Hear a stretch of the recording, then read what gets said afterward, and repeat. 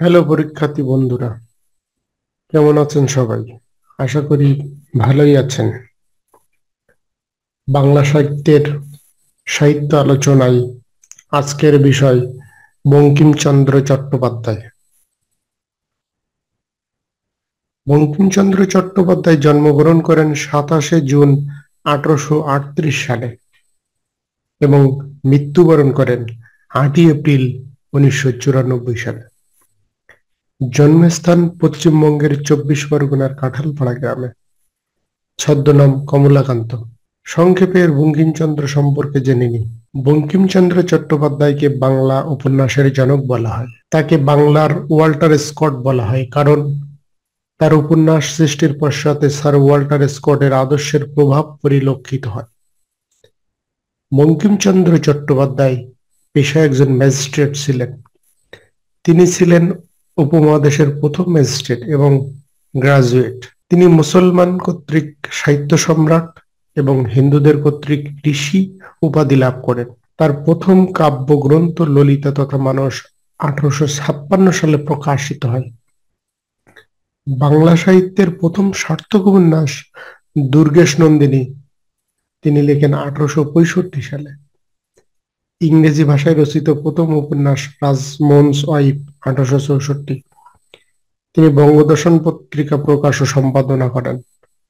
তার রচিত প্রবন্ধ সাম্য গ্রন্থটি বাজার থেকে প্রত্যাহার করে নেন। বাংলা আধুনিক উপন্যাসের প্রবর্তক বঙ্কিমচন্দ্র চট্টোপাধ্যায়। কপালকুণ্ডলা উপন্যাস বাংলা সাহিত্যের প্রথম রোমান্টিক উপন্যাস কপালকুণ্ডলা।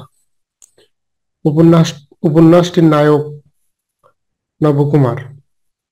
বাংলা সাহিত্যের প্রথম রোমান্টিক বাক্য পথিক তুমি পথ হারিয়াছ কপালকুণ্ডলা উপন্যাসের উক্তি। এটি কপালকুণ্ডলা নবকুমারকে বলেছিলেন। বঙ্কিমচন্দ্র চট্টোপাধ্যায় তার সাহিত্যিক জীবনে 22 বছরে মোট 14টি উপন্যাস রচনা করেন। উপন্যাসগুলো হলো দুর্গেশ নন্দিনী, মৃণালিনী, বিষবৃক্ষ, ইন্দিরা, রাধারানী, দেবী চৌধুরানী, রাজসিংহ, রজনী, চন্দ্রশেখর, যুগলাঙ্গুরীয়, আনন্দমঠ, সীতারাম এবং কৃষ্ণকান্তের উইল। বঙ্কিমচন্দ্র নিজে রাজসিংহকে একমাত্র ঐতিহাসিক উপন্যাস বলে আখ্যায়িত করেছেন। বঙ্কিমের রাজসিংহ উপন্যাসের একটি উক্তি, কিন্তু মনুষ্য কখনো পাষাণ হয় না। বিষবৃক্ষ, রজনী, কৃষ্ণকান্তের উইল বঙ্কিমচন্দ্রের সামাজিক উপন্যাস। বঙ্কিমচন্দ্রের সামাজিক উপন্যাসগুলোর ভিতরে আছে বিষবৃক্ষ, রজনী এবং কৃষ্ণকান্তের উইল। আনন্দমঠ, দেবী চৌধুরানী ও সীতারাম বঙ্কিমচন্দ্রের রাজনৈতিক ও দেশাত্মবোধক ত্রয়ী উপন্যাস। ইন্দিরা, রাধারানী ও যুগলাঙ্গুরীয় বঙ্কিমচন্দ্রের সংক্ষিপ্ত আকারের উপন্যাস। দুর্গেশ নন্দিনী 1865 সালে প্রকাশিত বঙ্কিমচন্দ্রের দুর্গেশ নন্দিনী বাংলা সাহিত্যের প্রথম সার্থক উপন্যাস হিসাবে গৌরবোজ্জ্বল ইতিহাসের সূচনা করে। বাংলা সাহিত্যের প্রথম সার্থক উপন্যাস দুর্গেশ নন্দিনী রচনার মাধ্যমে তার মৌলিক প্রতিভা বিকাশের পথের সন্ধান লাভ করেন। খ্রিস্টীয় ষোড়শ শতাব্দীর শেষ পর্যায়ে উড়িষ্যার অধিকার নিয়ে মোগল ও পাঠানদের মধ্যে যে সংগ্রামের সূচনা হয়েছিল তাই এই উপন্যাসের পটভূমি। উপন্যাসে যুদ্ধ বিগ্রহের কলকলহলের স্থান দেওয়া হলেও এতে প্রেমের সূচনা, বিকাশ ও পরিণতির দান করা হয়েছে। চরিত্র দুর্গেশ নন্দিনীর চরিত্রগুলোর মধ্যে উল্লেখযোগ্য চরিত্র হলো বিমলা, আয়েশা, জগৎ সিংহ ও তিলোত্তমা। দুর্গেশ নন্দিনীর অর্থ হলো দুর্গ প্রধানের কন্যা। এই উপন্যাসের প্রতিক্রিয়ায় ইসমাইল হোসেন সিরাজি রায় নন্দিনী উপন্যাস লেখেন। কপালকুণ্ডলা উপন্যাস অনেকের মতে বঙ্কিমচন্দ্রের শ্রেষ্ঠ উপন্যাস হলো কপালকুণ্ডলা। এটি বঙ্কিমের দ্বিতীয় উপন্যাস। এটি রোমান্স ভঙ্গিতে লেখা হয়। প্রকৃতির সৌন্দর্য, রহস্যময়তা, কপালকুণ্ডলার চরিত্র এবং কাহিনীর ট্রাজিক পরিণতি এই তিনটি কারণে উপন্যাসটি বঙ্কিমচন্দ্রের অন্যতম স্মরণীয় রচনা। কপালকুণ্ডলার অন্যতম চরিত্রগুলোর মধ্যে আছেন কপালকুণ্ডলা, নবকুমার, কাপালিক ও মতি বিবি। পথিক তুমি পথ হারিয়েছ, কপালকুণ্ডলা নবকুমারকে বলেছিলেন। এটি বাংলা সাহিত্যের প্রথম রোমান্টিক ডায়লগ। তুমি অধম তাই বলি আমি উত্তম হইব না কেন, এটিও কপালকুণ্ডলার আরেকটি উক্তি। প্রদীপ নিভিয়া গেল, এটি কপালকুণ্ডলার উক্তি, তবে এটি বিষবৃক্ষ উপন্যাসেও রয়েছে। মৃণালিনী ত্রয়োদশ শতাব্দীর বাংলাদেশ ও তুর্কি আক্রমণের ঐতিহাসিক পটভূমিতে রচিত মৃণালিনী উপন্যাস।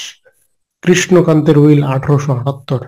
বঙ্কিমচন্দ্রের অন্যতম শ্রেষ্ঠ এবং সমকালে বিতর্কিত উপন্যাস হল কৃষ্ণকান্তের উইল। কৃষ্ণকান্তের উইলের চরিত্রগুলো হলো রোহিণী, গোবিন্দলাল, সূর্যমুখী। আনন্দমঠ নরেশচন্দ্র সেনগুপ্ত দি অ্যাবি অব ব্লিস এবং তার স্ত্রী অরবিন্দ আনন্দমঠ নামে ইংরেজিতে অনুবাদ করেন। ৭৬ মন্বন্তরের পটভূমিকায় সন্ন্যাসী বিদ্রোহের ছায়া অবলম্বনে এই উপন্যাসটি রচনা করেছেন। এই গ্রন্থের বন্দে মাতরম গানটি তার ইংরেজি আন্দোলনের দীক্ষা বুঝিয়েছেন। আনন্দমঠ উপন্যাসের চরিত্রগুলোর ভিতরে আছে কল্যাণী, ভবানন্দ, মহেন্দ্র সিং ও ব্রহ্মচারী। দেবী চৌধুরানী হচ্ছেন রংপুরের পীরগাছার মন্তনার জমিদার, যিনি ওই অঞ্চলের কৃষক বিদ্রোহ, ফকির সন্ন্যাসী আন্দোলনের নেত্রী। ইংরেজদের সাথে পরাজিত হয়ে নিহত হন দেবী চৌধুরানী। বঙ্কিম এই অঞ্চলে ম্যাজিস্ট্রেট হিসেবে দায়িত্ব পালনকালে এই ঘটনা জানতে পারেন এবং রচনা করেন, যা 1884 সালে গ্রন্থাকারে প্রকাশিত হয়। দেবী চৌধুরানী উপন্যাসের চরিত্রগুলো হল সাগর, ব্রজেশ্বর, প্রফুল্ল, ব্রহ্ম ও ঠাকুরানী। অন্যান্য সাহিত্যকর্মের চরিত্র। বঙ্কিমচন্দ্রের সাহিত্যকর্ম এবং তার চরিত্রগুলো হলো রজনী উপন্যাসের চরিত্র হলো শচীন্দ্রহীন রজনী। বৃষ-বৃক্ষ উপন্যাসের চরিত্র হলো সূর্যমুখী, নগেন্দ্রনাথ, কুমুদিনী। চন্দ্রশেখর উপন্যাসের চরিত্র হলো শৈবালিনী, প্রতাপ, চন্দ্রশেখর। যুগলাঙ্গুরীয় পুরন্দর, ধনদাস, অমলা, হিরণ্ময়ী। রাধারানী উপন্যাসের চরিত্র হল রাধারানী, কামাখ্যা, বাবু, বসন্ত কুমারী। সীতারাম এবং রাজসিংহের জীবন্নেসা। এটি মূলত নায়িকা প্রধান উপন্যাস। রাজসিংহ মূলত নায়িকা প্রধান উপন্যাস। বঙ্কিমচন্দ্রের প্রবন্ধ।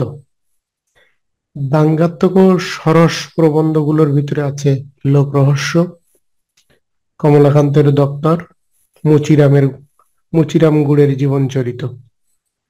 কমলাকান্তের দপ্তর ব্যঙ্গাত্মক একটি রচনা। এটি ডি কুইন্সির confession of an English opium eater অবলম্বনে রচিত। জ্ঞান বিজ্ঞান ও সমালোচনামূলক গ্রন্থের ভিতরে আছে বিজ্ঞান রহস্য, সাম্য, বিবিধ প্রবন্ধ, বিবিধ সমালোচনা। সাম্য এই গ্রন্থভুক্ত প্রবন্ধগুলোতে সমাজে সাম্য প্রতিষ্ঠা কামনা এবং কৃষকদের দুঃখের কারণ হিসাবে অর্থনৈতিক শোষণকে চিহ্নিত করা হয়েছে। বঙ্কিম বাজার থেকে গ্রন্থটি প্রত্যাহার করে নিত।